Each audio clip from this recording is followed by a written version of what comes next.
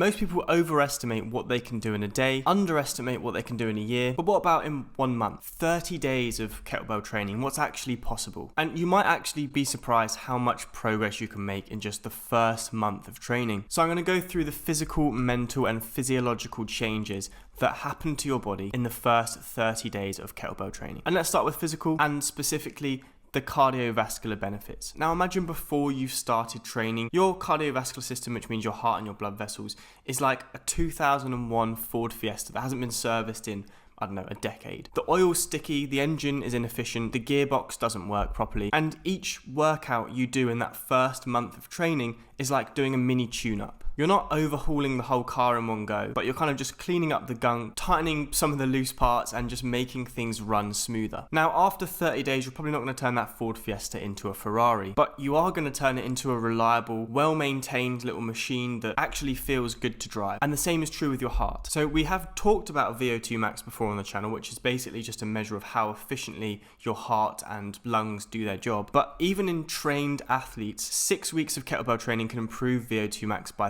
13%. So you would assume that in untrained individuals where the progress happens quicker, it could be upwards of 13%. Something that genuinely could add years and quality to your life. So within the first month, you'll probably notice yourself getting less out of breath doing tasks that once made you out of breath. And this literally means that your heart and your blood vessels are adapting in real time, which is really good if you plan on living a long time. All right, now let's talk about the strength changes that you'll see in the first month. So now imagine your body is a house. You're trying to build the strongest house possible. Every single workout you do in that first month is like adding a layer of bricks to the foundation and the walls. Before you start, the whole structure is kind of fragile, just a few bricks stacked together. But every single session you do that month is like adding another layer of bricks. And over time, the house starts to take shape and get stronger and more robust. And every single new layer that you add allows the structure, the house, to bear heavier loads. And research shows that you can increase your strength from 10 to 30% in the first month alone. Now, most of this is going to be neural efficiency, which means like all your nerves, all of your neurons in your body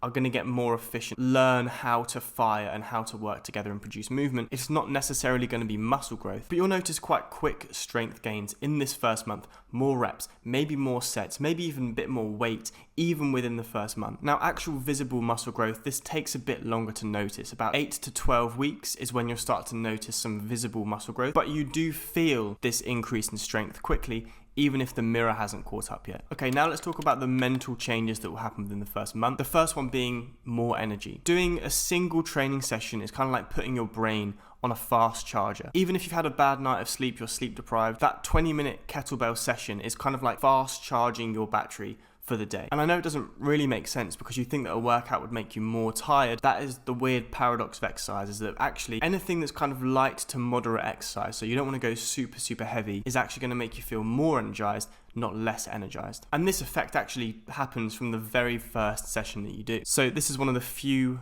benefits that you don't really have to wait any time for. It happens pretty much straight away. So if you're normally tired by about 2 or 3 p.m, if you just start working out in the morning, even just 10 or 20 minutes in the morning, you'll probably notice a significant difference from the very first day. Okay, so how will your mood change in the first 30 days? Well, just like with energy, we know that kettlebell training or exercise in general significantly improves mood. And again, it's an instant impact. And there's studies going back as far as 2006 that say a single bout of exercise, even 10-20 minutes long, can reduce feelings of anxiety, improve your mood, increase feelings of calmness and well-being, reduce stress, and this effect can last up to 12 hours post-exercise. And you will literally be able to feel the stress leaving your body. And again, you don't have to wait for the whole month for this effect to take hold. This happens after the first session that you do. And kettlebell swings are particularly effective because of their full body engagement and because of the rhythmic movement, which is known to enhance the mood lifting effects. So my challenge to you is next time you're in a bad mood, knock out some swings, 5-10 minutes of kettlebell swings, and try and see how your mood changes before and after. And you'll probably notice a huge difference. Now let's talk about the physiological benefits, the invisible benefits. But I actually think they're the most important because they can add years, maybe even decades to your life. So imagine your body now as an orchestra, but every single instrument is playing out of time, and it just sounds horrific. Well, that's just like your insides and all your organs when you're unfit or unhealthy don't work out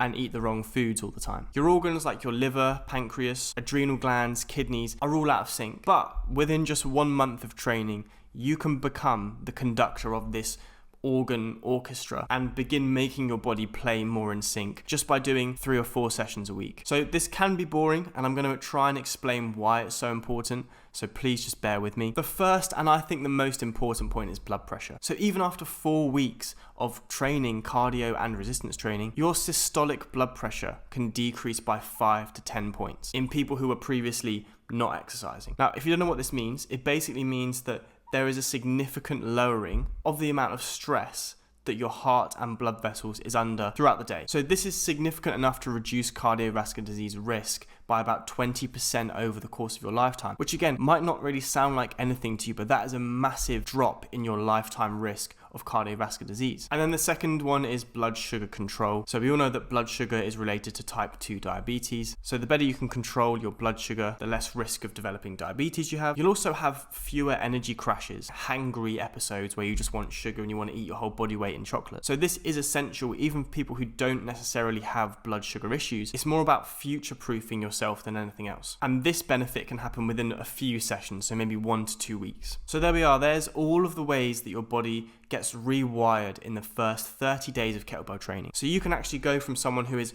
very unfit to someone who is actually in not bad shape in as little as 1 month. If you haven't started yet, hopefully I've convinced you. Thank you for watching, and I will see you in the next video.